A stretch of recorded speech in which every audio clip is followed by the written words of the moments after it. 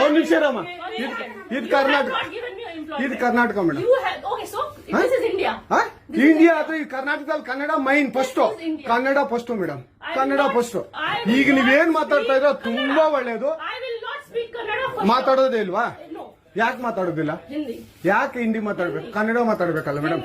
Kannada madam. Madam ಇದು ಕರ್ನಾಟಕ, ಇದು Karnataka madam. Chairman ಮಾತಾಡಂಗಿಲ್ಲ, ಇದು RBI ರೂಲ್ ಇದೆ.